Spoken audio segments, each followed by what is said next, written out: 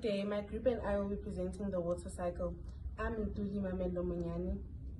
I'm Maseko. I'm Caitlin Patrick. I'm Tamia Jela.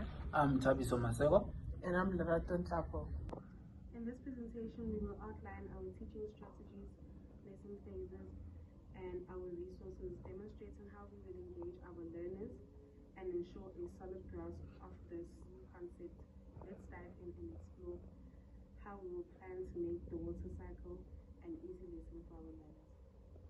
Firstly, according to our teaching objectives, each learner should be able to define, describe, and explain the water cycle and its process. For the introductory phase, we have chosen to use the transmission approach, a method that emphasizes effective transfer of knowledge from teacher to learner. Through this approach, we aim to provide a comprehensive understanding of the water cycle, its definition, and its process.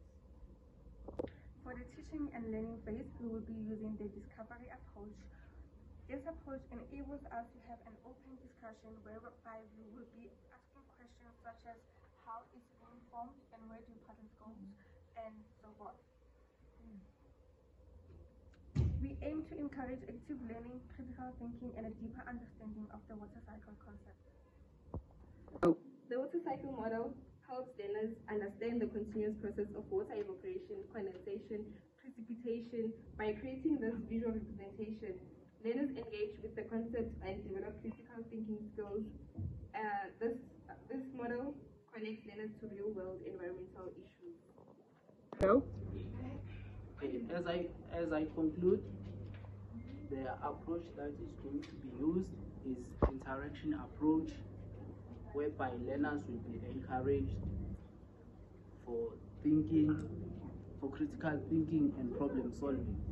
Right? The teacher will also do corrections based on the work that learners have done, and then the teacher will do a quick question and answer session so that learners, so that the teacher can see whether the learners they have understood the work. Okay. Brown explains the assessment as an instrument to determine how much the learner understands. Assessment is to identify the learner's strengths and weaknesses and also provide a clear vision for the teacher to see what the learner understands. In this assessment, the learners will be doing individual work where they would have to answer questions. The teacher will also allow group discussion. As for peer learning is where students learn from each other, and thereafter the teacher will do corrections. Go.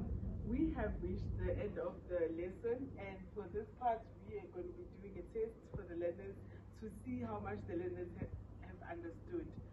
So this test, as you can see, is a picture similar to this one as the project. They're going to be using these words on the side and placing them in the picture so that the picture makes sense.